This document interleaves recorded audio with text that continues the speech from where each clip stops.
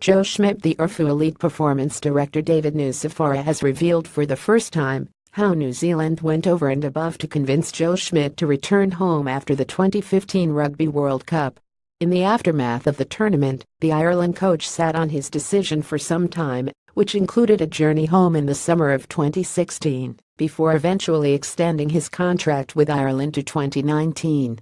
New Zealand did everything they possibly could to get Joe back, absolutely everything, stressed Nucifora. A lot of it didn't bubble up to the surface.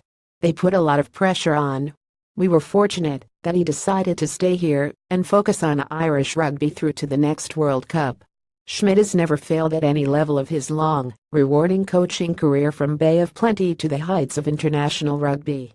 In a perverse way, Ireland's World Cup quarter-final exit to Argentina might just have been the difference between Schmidt staying in Ireland and returning home to realize his ambition to coach the All Blacks.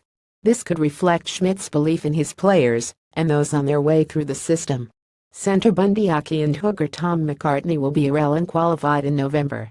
Out-half Tyler Blayendal was at Ireland's training camp in August, and Jean Klein will complete his 3-year residency before the World Cup. There are also the emerging talents of Leinster lock James Ryan and tight head Andrew Porter, Ulster wing Jacob Stockdale and Sicandro Kieran Treadwell. In the shorter term, the news that England's Billy Vunipola will be out for at least 4 months with a knee injury increases Ireland's chances in the Six Nations. The number 8 has spoken out about how players in England suffer from a brutal schedule and how they would benefit from fewer games as he endured his 3rd operation in a year. He even went as far as to claim he would take a pay cut in return for a cut in playing minutes. "We owe Billy a check in the mail," joked Nucifora. "I will believe that when I see it, when it comes to pay cuts. But it does make a statement that that's how the players feel. Our best weapon against the greater amounts of money that exist in the UK and France is the welfare system. The players won't come out and sit in front of you and tell you that. But I know when we are negotiating contracts, it is at the forefront of their mind. They know we care about them. They know we manage them really well."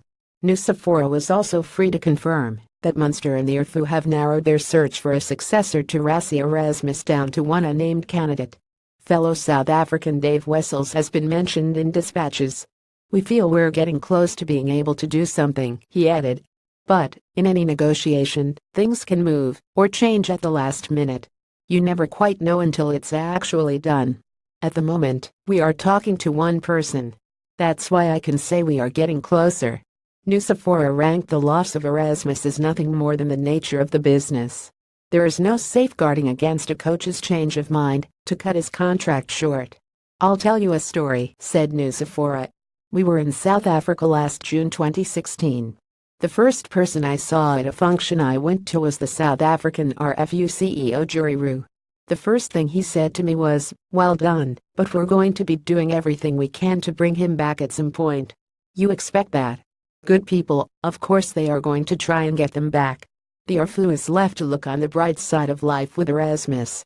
Munster are in a far healthier state now than when he arrived 15 months ago. Thus, it is a more attractive opportunity for anyone, domestic or overseas. It was a feather in the cap for Munster to be able to get Rassie in the first place," insisted Nucifora. "The advantage of the leaving of Erasmus is that it is happening slowly, giving Munster the best chance to execute a proper pursuit of the next best man for the job and not be rushed into the decision." Herald Sport.